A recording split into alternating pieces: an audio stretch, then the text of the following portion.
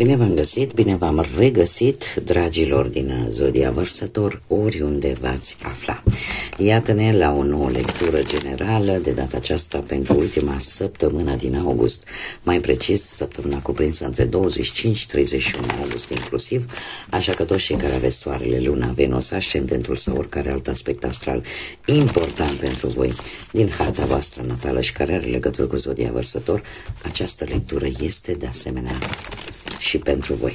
Ca de fiecare dată, nu uitați, este totuși o lectură generală, așa că vă rog să luați decât acele mesaje care rezonează cu voi, restul lăsați-le să zboare în univers, pentru că sigur sunt pentru alte energii, care într-o mai mică sau mai mare măsură au o legătură cu Zodia Vărsător.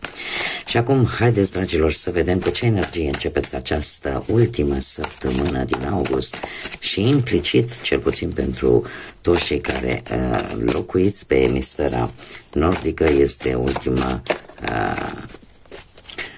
săptămână de vară, dacă se termină ultima lună de vară. Dragii mei dragi, energia voastră este asta, că tot am avut și o să mai avem și eclipse, dar este o energie cu un 2 și cu o energie de foc, mai precis Zodia Taur. Vreau să fac o precizare, posibil această energie să-i caracterizeze cel mai bine pe cei care aveți ascendentul în Berbec.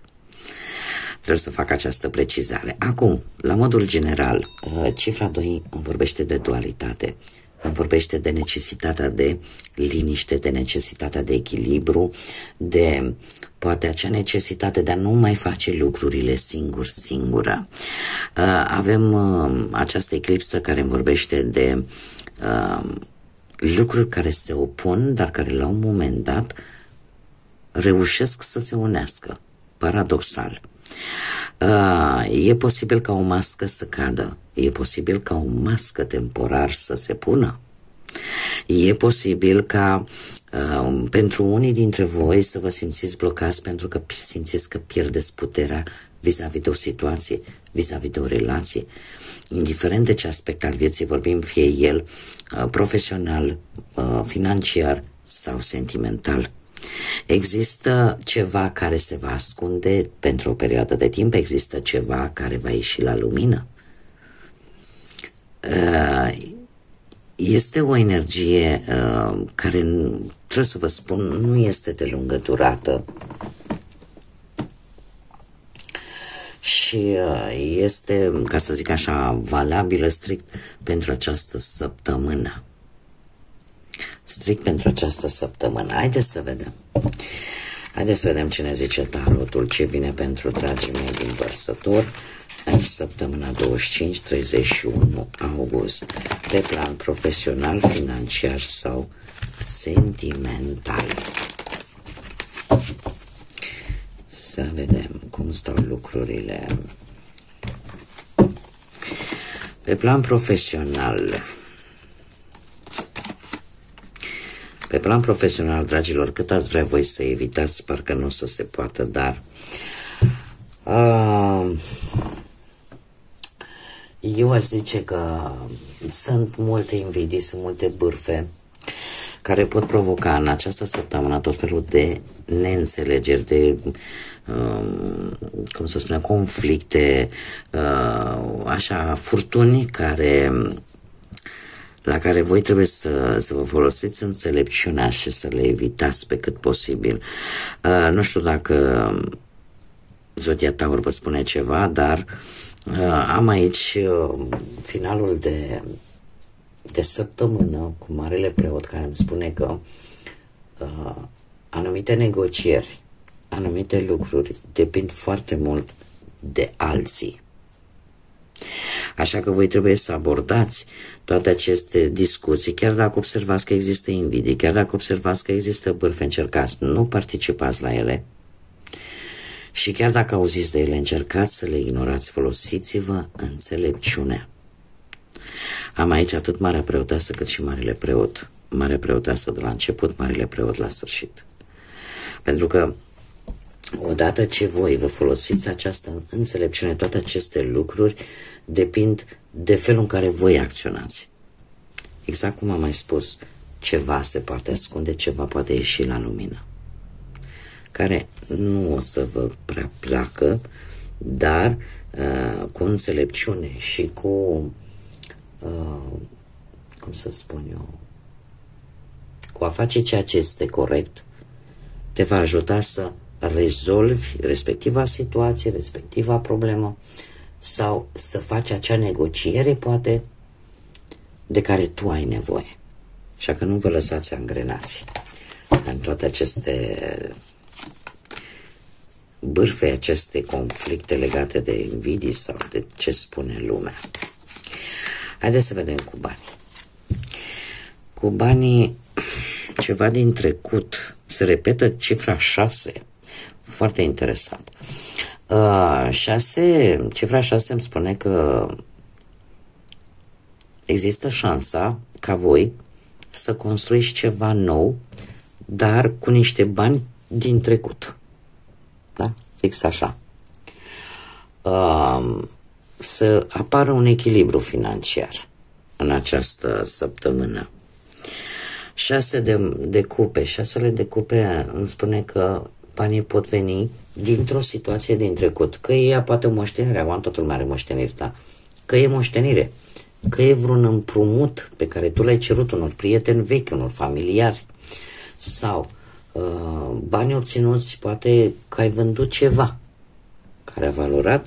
Cert este că lucrul ăsta te ajută să lași în urmă o situație care te-a cam frământat în ultima perioadă, iar regele ăsta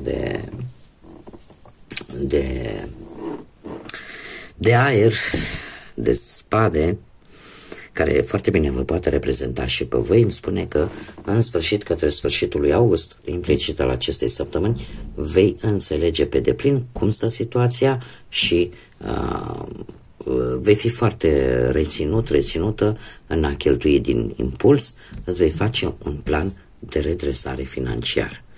Adică nu vei mai lăsa ca lucrurile să scape de sub control din punctul ăsta de vedere financiar. Acum, pe partea sentimentală, cei care sunteți deja într-o relație, cei care sunteți într-o relație,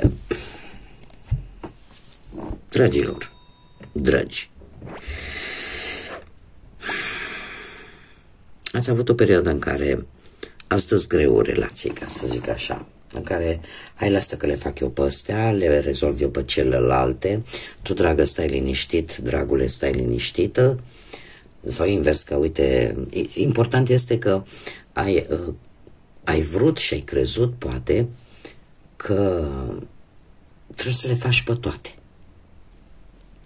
Vine o vreme în care știți cum e, că în momentul în care îți asumi prea multe lucruri, și mai ales când e vorba de relație, îți formezi anumite așteptări, ai anumite așteptări, ca persoana de lângă tine să vadă efortul pe care tu îl faci în relația voastră. Și se pare că la voi, da, la voi se va vedea acest efort și va fi, eu aș spune, pe deplin recompensat. De ce? Pentru că avem și un 4 de bâte, care mie îmi vorbește de unire, de fericire, de bucurie. Acest 10 de bâte îmi poate vorbi de agitația pe care unii dintre voi ați avut în ultima perioadă, poate pentru planificarea căsătoriei, poate pentru planificarea unui nou statut în relația voastră, în a vă muta împreună, da? Pentru că în momentul în care tu ți-asumi atât de multe lucruri, o faci cu un scop, o faci pentru că îți dorești ceva. Și lucrul ăsta se întâmplă într-un final, devine realitate, adică efortul vostru nu este degeaba, iar sfârșitul acestei luni august vine cu o fază de nou început, da?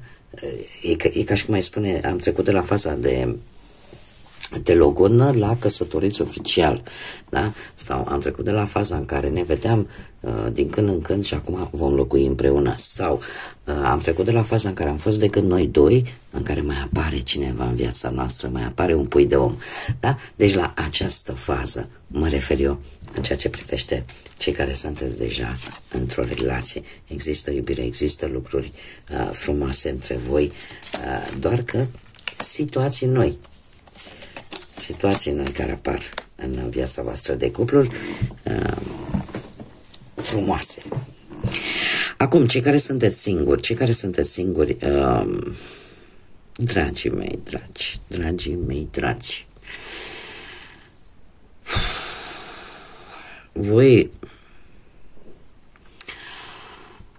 nu știu cum să vă spun,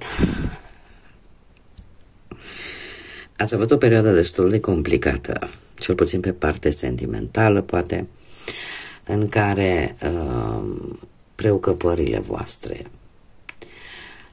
cineva, cum să spun eu, cineva ori v-a înșelat încrederea, cineva în care poate voi ați avut încredere, nu știu dacă a fost cineva pe termen, tind să cred că a fost cineva pe care nu-l cunoșteați de foarte multă vreme, dar e cineva aici care v-a cam necăjit, care nu a demonstrat că voi puteți avea încredere în acest personaj, în această energie. Și sfârșitul ăsta de luna august și implicit al acestei săptămâni pentru voi cu acest 9 de monede nu face altceva decât să-mi spună că totuși e momentul încă să vă mai distrați, încă să mai cunoașteți persoane noi, să socializați, dar vă simțiți, cred că mai bine așa cum sunteți în pielea voastră. Pentru că se pare că aici cineva nu v-a câștigat încrederea așa cum și-ar fi dorit. Haideți să vedem ce mesaj important am pentru voi, dragilor din Vărsător, în această ultimă lună din august. Ultima săptămână din august, mă scuzați. Un mesaj important pentru dragii mei din... Oh, ce frumos! Vântul norocului. Lasă ca vântul fortunei să-ți ghideze catargele,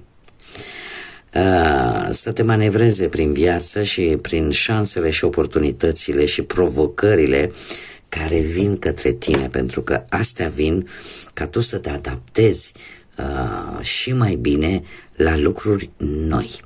În mare parte eu trebuie să vă spun că acest vânt al schimbării, acest vânt al norocului, al fortunei, vine, desigur, prin intermediul unor situații care apar în viața voastră, prin intermediul unor șanse, care depinde foarte mult de voi și cum le veți gestiona, cum le veți accepta și cum le veți percepe.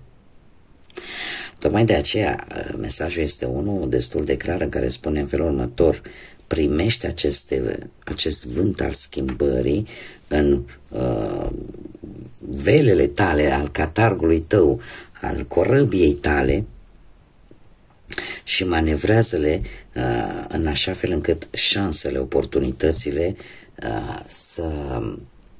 să te ajute să treci peste toate provocările și în felul ăsta să te adaptezi. Dar depinde de voi. Dar veți avea parte de șanse bune de abundență. Acum eu trebuie să vă spun că abundența nu vine neapărat numai în bani. Ea vine și în sentimente, vine și în altfel de lucruri. Dar important e cum le gestionați voi, cum le primiți voi și cum le scoateți profit, ca să zic așa. Bun, dragii mei, cam atât am avut pentru voi.